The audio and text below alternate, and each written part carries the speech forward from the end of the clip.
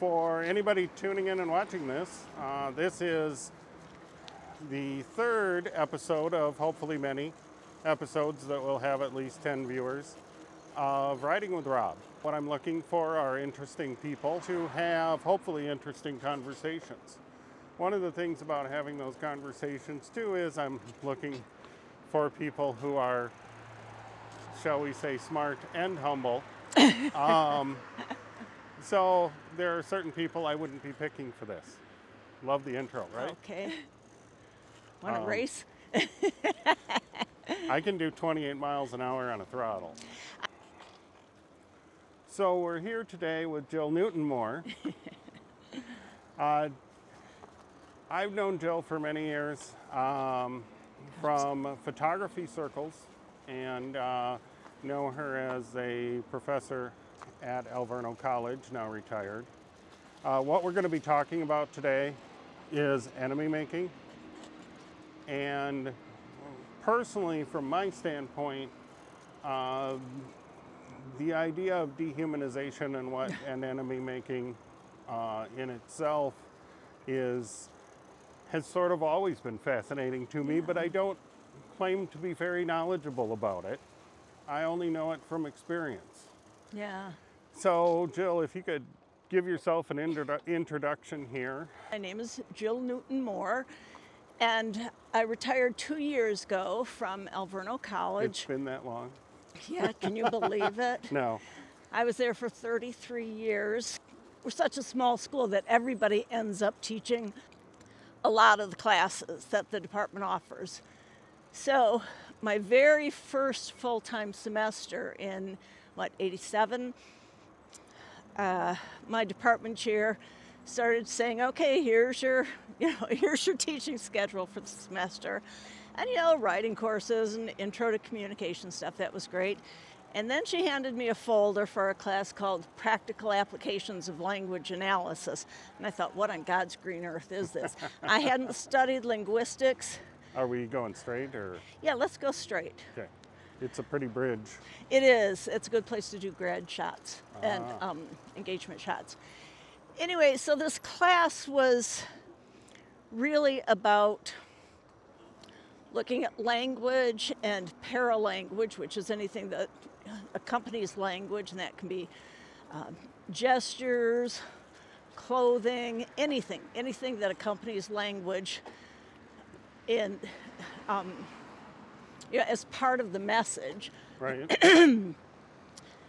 And I was a little panicky about the class, but it turned out to be one of the greatest gifts I ever got because I fell in love with it. The class was really working off of the principles of general semantics. In fact, eventually we just changed the name to general semantics. And the study of general semantics, which is really different than semantics, is based on the work of Alfred Korzybski, who was a Polish count born in the late 1800s. He was born in the aristocracy. He grew up privileged. Anyway, really brilliant man. He was an engineer, a linguist, a scientist, just really an amazing person. And after his experiences in World War I, he thought a lot about that people could actually commit great human atrocities against other people. And we're not only willing to do it, but many were quite pleased to do it. He thought, this can't happen again. What is going on that people are able to dehumanize other people so much that they can torture, kill? And so he really looked at this from the perspective of language and science, and the science of language. He was really studying psycholinguistics at, century before anyone even thought of the term. So Korzybski ended up writing a book called, he wrote several things, but his seminal work is a book called Science and Sanity. And Rob, it's like this thick in this tiny, tiny font. And most of the book is pretty over my head in the science aspect. But everything is tied back to language and thought, and how the language you use is shaped by experience and shapes experience, and then how that translates into action. So it's a fascinating book. And so I taught this class, and one of the pieces that we used was a video by Sam Keane called Faces of the Enemy. The catalyst for him making that video was, or one of the things was, there was a man, David Lee Rice. He was a out-of-work welder. He had trained really hard to be a welder and did not get a job, couldn't find a job, and joined up, started listening to one of these really far out televangelists. His message was all about, in fact, this is a quote, they showed a little clip, the commies are coming, the commies are coming, the commies are here, and that America was in a holy war for, the soul of the citizens.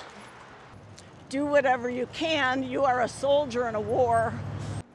So Reverend Jack Moore's message was, we are in this holy war, you are a soldier in this war, and our mission is to drive the commies out of the United States, kill all the abortionists.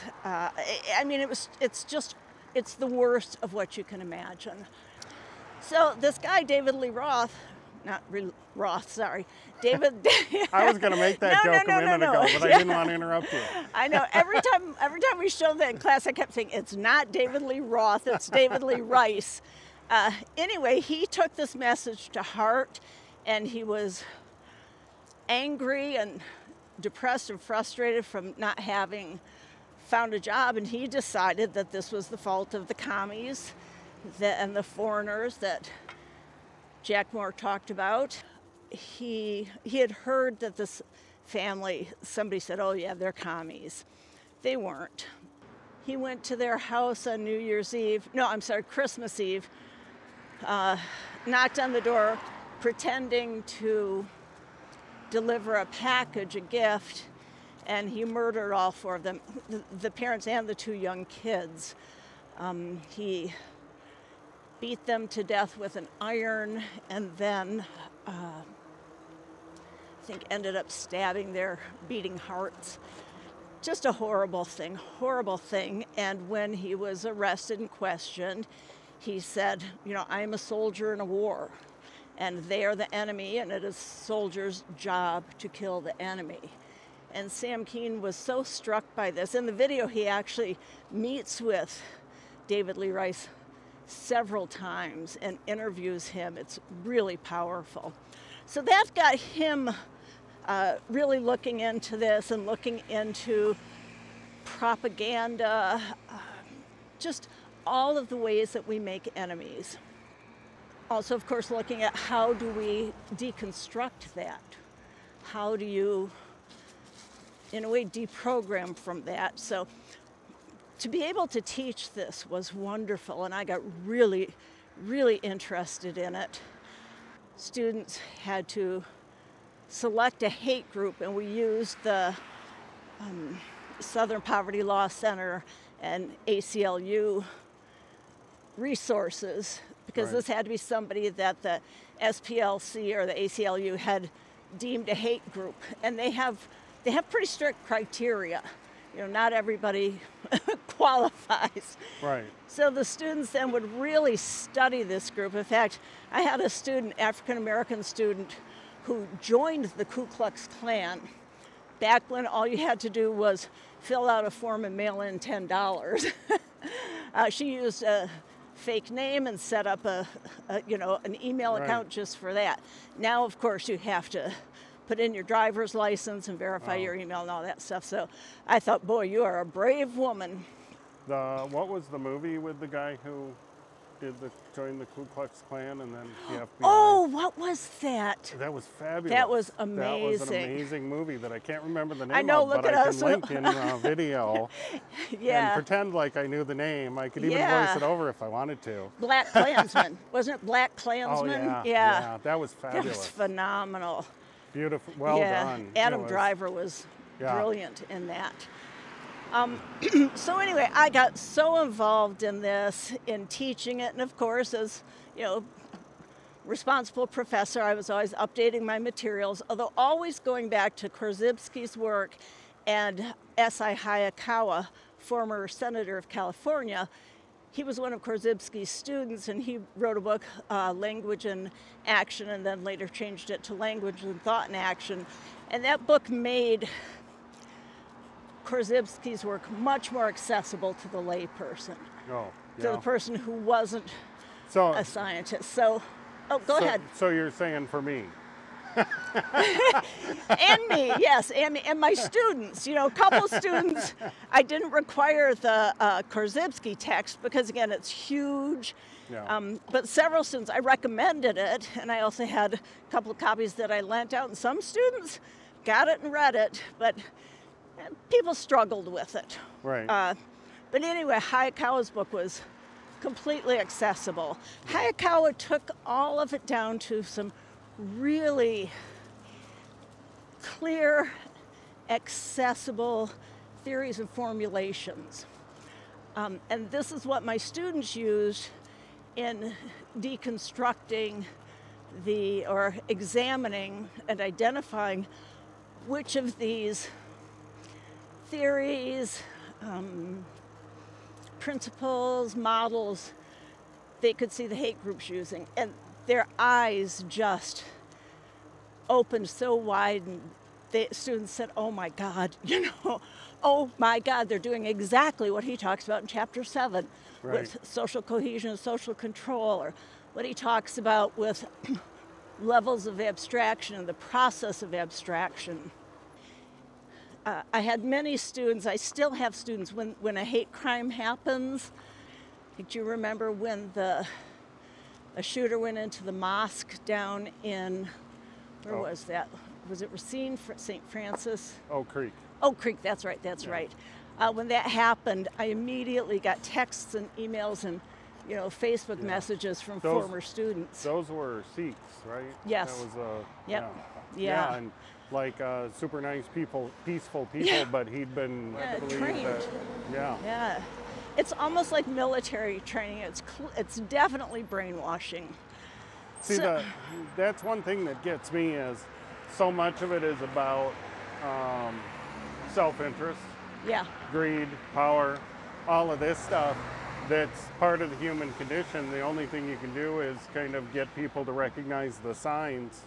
Well, I think you've got a good point there, but I don't think that's the genesis of most of this. I really don't. Okay, that's what I want to know. Yeah, I think that comes eventually. I mean, some people, like David Lee Rice, couldn't find a job. It was, he talked about that as the reason he got involved in this. The principles Hayakawa examines a lot in his book is social cohesion and also social control. And to put it in lay terms, social cohesion is sort of let's all do this, let's all do that.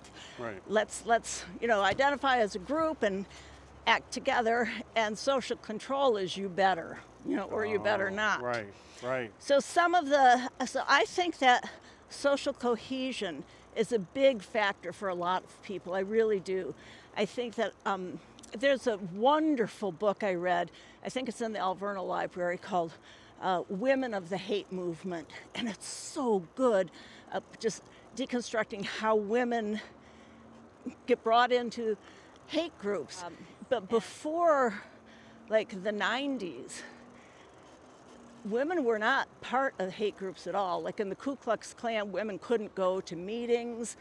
They could make food and serve it to the men. Women were drawn in because usually they were women who were a little lonely, they would start dating a guy who would first just, court the woman, and then not mention anything about the Ku Klux Klan or any of these other groups, whatever group they were involved with, and there are so many of them. And then they would invite them to some events with their friends and their friends' wives and girlfriends who were all in it. And the woman would make connections, she'd have a boyfriend, she'd have like this social group, and then eventually they would start bringing in some of the dogma. Mm-hmm. And the recruiting process was very subtle and, I guess I would say, devious. So anyway, social cohesion.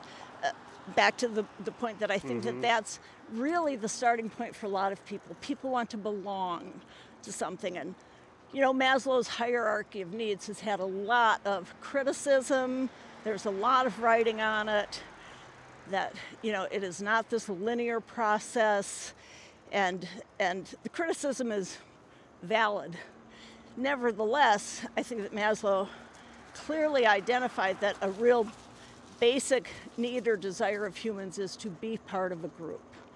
And there's safety in that, there's security, there's validation. Because I always Yeah. wonder how many people are members of churches just because they don't necessarily believe like they claim to, but it's being part of the group. Yeah, and also it's what their parents told them, what their friends told them, what their pastor told them. And if that they is, leave it, they'll lose all of those people. yes. Well, sometimes. I mean, we can't be absolute. That's one of Korzybski's principle, non-allness, that we can never know everything about anything.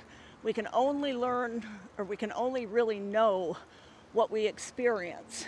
And as an aside, that's when I said humble. People who are humble Right. and understand that are the Right. people that I'm interested in talking to. Right. If somebody, this is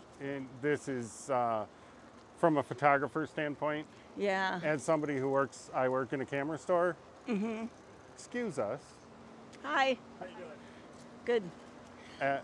And if somebody walks in acting like they know everything about photography, Yeah. you know they don't. Yeah, They right. know less than, because Right. the professionals walk in and are super humble and know what they're doing. Most of them. Let's put it that way. I want to still talk a little more about social cohesion, because Right. it's about the language we use, but also the paralanguage. And think about how kids, they're standing up, they're putting their hand over their heart, so that's a gesture, that's paralanguage. They're looking at the flag, which is a symbol, Right. and reciting the Pledge of Allegiance over and over and over. Repetition is a really strong slanting technique, which is how to slant a message. And that whole message is, America, do or die. Think about, in these hate groups, they all have their own terminology. Ritual is really important in social cohesion. And a lot of people love ritual. I think that a lot of people stay in churches, particularly the Catholic Church, because they love the ritual. So that's a big part of the enemy making process, is becoming part of one of these groups. The whole idea that if this many people think this is right, then it's got to be right. Right. And that's another aspect of Korzybski's work. I guess you would call it, what would you call it now? Groupthink. But that's a big part of this. And this is what happens in the enemy making process.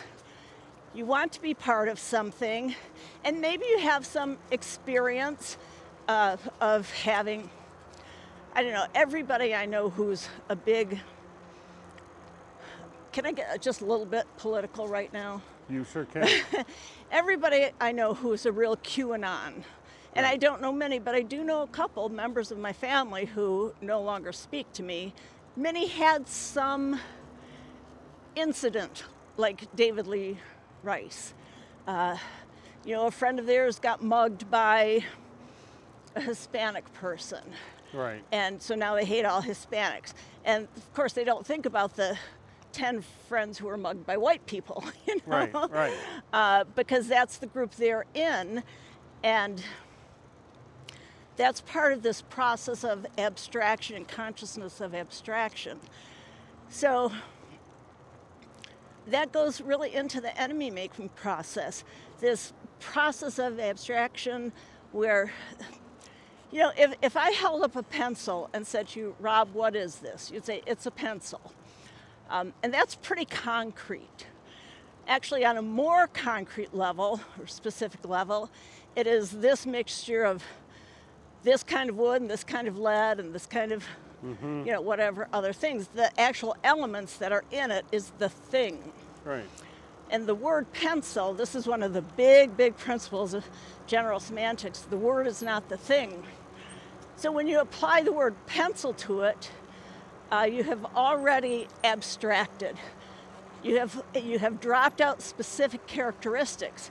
Because think of all the different pencils. You know, you could go out and in 5 minutes at Office Depot see probably 50 different pencils that all had different characteristics.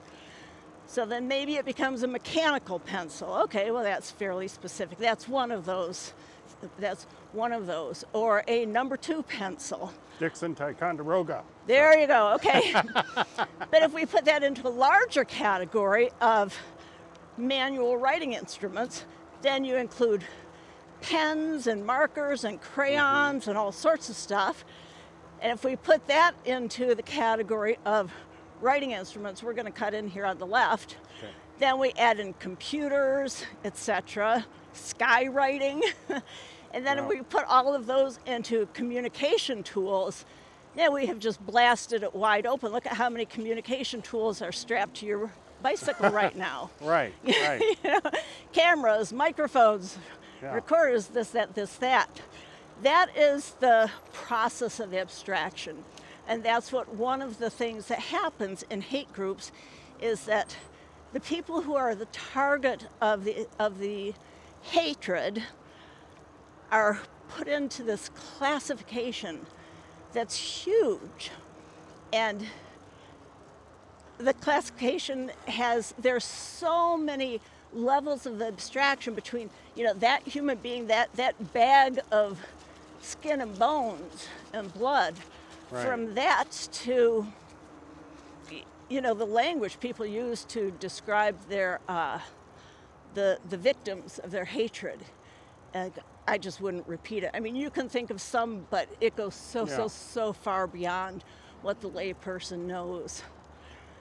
I have to interject that this was a very disturbing area of study for me and for my students. And I always had to do a disclaimer and tell them, you're going to see things that shock you, that appall you. You're going to see language, see videos and images, and listen to rhetoric that you simply cannot believe. And it's going to be extremely disturbing. And so, you know, we need to do frequent check-ins, and every class they had a chance to process this in class, look at what they were experiencing. And one of the things I did to address that was the students had to create a dossier on the hate group, give its history, the language they use, the paralanguage they use, their tactics for social cohesion and social control. Because once you're in it, there are things you can and can't do. Right, I remember the summer that I was working as a clinic defense at the Planned Parenthood up on the north side. We were not allowed to talk to the abortion protesters, the pro-life people. right. We were not, and I said, well, you can't tell me who I can and can't talk to, but that was one of the things. We all wore the same color t-shirts and vests. You know, we had the signs that our side, the good guys, you know, because everybody thinks they're the good guys that we made. So there was this social control, social cohesion, and frankly, I loved it. I loved being part of that group that was defending the clinic. You know, it fits in with my political and social beliefs. that social cohesion and the social control. You can't, like you can't, I don't know, you can't vote a particular way. You can't date somebody outside of this group. That's Right. the whole Scientology thing, which is a huge, huge cult, in my opinion, or I perceive this as a cult. Well, And I don't know everything about Scientology because of, the concept of non-allness. You can never know everything about anything. You just can't. And I'm going through several layers of filters when I hear about Scientology. And I first Right. became familiar with it when I met a man who had a deprogramming ranch. And Okay. he had been a Mooney. He had been Reverend Moon's right-hand man when he first came to the United States, and he quit college and helped Reverend Moon recruit thousands of people. Wow. And after many years, his parents were able to sneak somebody in there, get him kidnapped and deprogrammed. And when I met him, That's what he was doing? he had set up a deprogramming ranch. Do you know my connection with Scientology? David Miscavige is the guy who runs Scientology. Right, but not the founder, L. Ron Hubbard. L. Ron Hubbard, I liked a couple of his science fiction books. Oh, yeah, I was real into But- science fiction. David's father, Ron, lives walking distance from me at the Oh, moment. my goodness. I shot the author photo of him for his book. Wow. I ended up assisting a photographer from New York who shot the cover photo. But Ron made us this wonderful Polish lunch Uh-huh. at the photo shoot at his house. That's where we did it. I had the opportunity to sit at lunch with the meal Ron made and ask him whatever I wanted about Scientology. Jeez, what a position to be in. So it was really, really wonderful, and it was fascinating because of the reasons he left, how he left, but also because people basically have to escape it, Right. but also the idea that what he did like about it and things like that. And Yeah. to me, that's fascinating. Yeah. The other story with the Scientology with Ron, David had his father followed. The way Ron tells it, basically, is he was getting groceries and he was getting into his car and he was bent over and his phone started falling out of his pocket and he reached to grab it. What? The phone started falling out of his pocket and he reached to grab it. The PI called David. Now David, of course, denies this. Called David and said, "I think your father's having a heart attack." And David's reply, now this is what the PI told the cops. David's reply was, "Don't do anything. If he dies, he dies." Wow. Well, that's a message, isn't it? The opportunity in that case to sit and chat with somebody who was in Scientology, Yeah. that big in Scientology, and to find out actually what motivated him was, I knew at the time, was kind of a once in a lifetime. You don't get Yeah. to do this very often. Well, this is actually exactly one of the principles of general semantics that Korzybski talked about. In fact, the line that is probably his most famous line is, "The map is not the territory." And we all have mental maps of things based on our past experiences, the language we hear, our social groups, our parents, our teaching, our own preferences, what areas we choose to study, what we read, what we watch on TV, yada, yada, yada, yada, yada. We all have these maps, but the Right. map is never the territory. So the territory here was the Scientology, Scientology, the organization, right. the beliefs. And what you did was you moved away from your map and took the opportunity to explore much closer to the territory. And that is what we must do, because that is one of the biggest things in developing an enemy, working solely off of the maps. And they can be maps that other people have given you and you have accepted. But to move away from the map and look at the territory, the actual people or the actual person. Like Wauwatosa Library had a really cool thing several years ago. Meet your Muslim neighbor. And so I went to it. I thought, it sounded really cool, and it was. It was wonderful to learn more about the principles of Islam. Yeah. I got a free copy of the Quran that I pick up from time to time. But really, the most significant thing for me, and this is that whole map and territory thing. Anyone who lived through the 80s and 90s, really had a lot. Anyone in the United States got a whole lot of information about how bad the Muslims were. Can I aside here with Sure. a pop culture reference? Sure. Because when you talk about the 80s, Cold War era and things like that with Russia, here's my my irritating pop culture reference. Okay. Sting did the song "The Russians." The Russians love their children too. Yeah, I remember that. And so many people went, "Oh my God, that's so deep." And I'm like, really? You didn't think they did? You really didn't think they loved their children? For some people, that probably really was a revelation. That just it is. Isn't that just the sad something? part is that it was necessary. I'm not dissing the song. I like the song. These are powerful forces.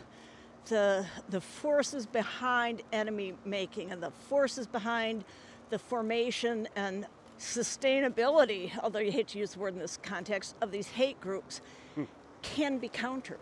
Right. That those are not, they don't get the final say. Okay, you pick, right or left?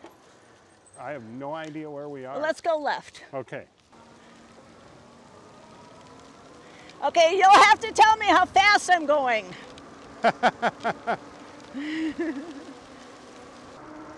This is what I love about e-bikes. Starts raining and it turns into a little motorcycle. Okay, now that the rain has subsided a little bit and we can roll on, the one thing, like bringing it personal, one of the things that I wouldn't have talked about for many years, but in my own family, my mother, who wanted to paint a picture of being the perfect family. Yeah. I think that's a pretty universal mother thing. Yeah. For her to kind of maintain the power that she wanted to maintain, somebody had to be evil. Somebody had to be the fall guy, yeah. Somebody always had to be the fall guy. Jeez. I mean, I remember her talking about how evil my brother was, and he, has been sort of one of her sycophants before she died and things like that. But it also was who she rejected. Yeah. Process of that in families. Yeah. And groups, office. Yeah. Other things. Yeah. The people, it's kind of sick how people maintain power and how people convince somebody else of what they can do to somebody. And with my mother, one of the things that I always say with my mother was she had two people who could tell her no. Two interlocutors is the way I always refer to it. She had those two people were? My father and her own mother. Okay. Who died within months of each other. Okay, so they were the... They were the ones who go, no, you can't do that. Don't do that. Sort of the voice of reason or the... And would bring her down the checks and balances. From some crazy plan to do something to somebody. She kind of went off the deep end a little bit after that. In other family members' view, it's completely different. And the thing is that from my standpoint, I don't know if you've ever heard this, but I'm not perfect. Be still, my heart. I'm shocked, I tell you. But I always try to remember that other people have their own. Oh, Rob, look. Hello. Did you get that on camera? We are now. Hi, beautiful. Holy and this is the part where the deer exactly. appears. Wow. So you just said you're not perfect, and I was expressing my disbelief and shock. I always try to remember that people have their own views on things. Yeah. Now I lost my train of thought. You're not perfect. Yeah. And you You try just to like saying remember that. that everybody. I, on the other hand. That's the thing that sticks in Yeah. your mind. I went to a family reunion recently. People asked, how are your siblings doing? Mm-hmm. Well, I was there with one of them. I was there with my one sister. People asked, how are your other siblings? And I'm like, you know more than I do. Oh, dear. Because I have Yeah. not talked to some of them, one of them in 15 years and two of them in about 25. So your mom did a pretty good job of Yeah. severing, I don't want to say severing bonds, but making it extremely difficult for you and your siblings to be close. And of course, that's good because for her, because if you've got, 5 kids and they're all sharing notes and Yeah. saying, what mom's doing is not healthy, there could be a mutiny, right? Right. Right. Geez, oh, Pete. There's got to be a name for that. When you talk about your mother and that whole dynamic, I can see why the topic of enemy making is It immediately. yeah, it resonates with you. Because she wanted to paint the picture of this wonderful mother who Yeah. all of these things, but she also She was brutal. I mean, Dehu- that's de- abuse. That's she abuse. She had no problem dehumanizing Yeah. people, and if somebody was good or bad, and if she decided they were evil, That was that. that was it. Yep. And maybe it wasn't even power so much as control. It really makes me wonder what your mother's experience, what her, origin story Right. was. Right. It's easy to simplify. Yes. You really want to simplify Yes. and make things black and white when they're not. Exactly. And that's one of the things that we talked about in general semantics, that it's not black and white or gray, it's every shade of gray. Yeah. I absolutely love this story. I used to work with a science professor, and he came in from a very fundamentalist religious background. He actually used to talk to students about things like, as a scientist, this is why abortion is wrong. Science doesn't say something's right or wrong. Right. Right. Science is neutral. Of course, some students loved him because he was espousing their own political, social beliefs, and others were very offended by him. He was a really nice man. I hadn't seen him in, I don't know, probably a decade.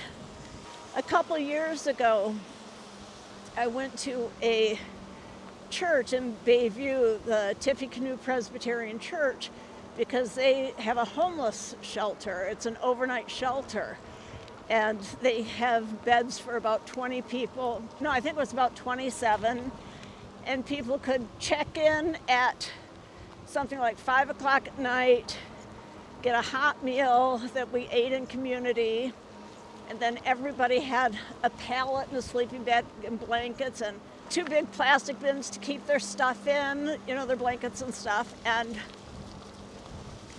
it was in the basement of this church, and they needed volunteers, 3 volunteers a night to spend the night there. Okay. And so I did that for, I don't know, a couple winters. So the day I went for my orientation, I'm sitting in this church, and I remember it was cold, and it was sat down, we had to sit in this circle, and all of a sudden I heard this voice say, "Jill Moore?" And I turned around, and it was Eric. Okay. And I said, "Well, hi." And I was very surprised to see him in this Presbyterian church. And when the orientation started, Pastor Karen had everybody go around, just say a little bit about who they were and what had brought them to this. Eric was next to me, and he said, "Well, I'm an atheist, but I believe in the Christian values of loving and supporting.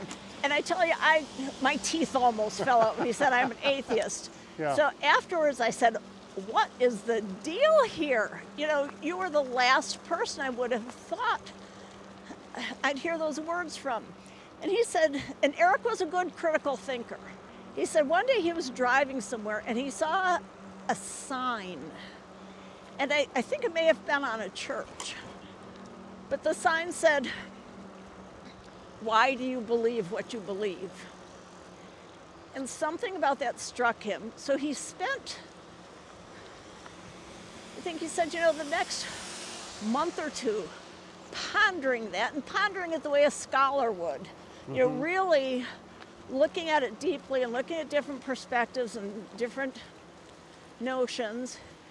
And he came to the conclusion that he believed what he believed because that's what his parents had told him. Right. But that when he really examined his own belief system and his profession, you know, as a scientist, he really didn't believe everything that the church had told him. Okay. At which point he stepped away from the church. That whole process is just amazing.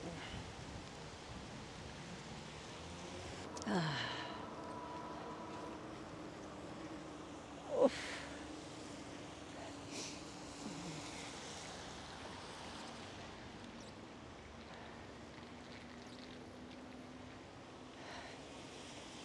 We've done a lot of talking today about the process of enemy making. Is there any particular takeaway that you would like somebody to come away from this with? Well, I want to preface anything by saying that I haven't taught this class in several years, probably, 4 years. And talking about this with you, telling you about it, and listening to your stories has brought it all to the forefront again. And you know, this is something that never leaves my head, and especially during the last administration. I mean, I thought about this every day, and I mean, I kept thinking, boy, I hate what's happening in this country, and I sure wish I were teaching that general semantics class and doing that enemy making unit. So now I'm going to have to really sit with that for a little bit and debrief a little in my head, because it's real and it's everywhere. You can go on, just Google hate groups, active hate groups in Wisconsin, the Southern Poverty Law Center website. You can type in your state and it will tell you all the groups that it has, designated as hate group. It can be the person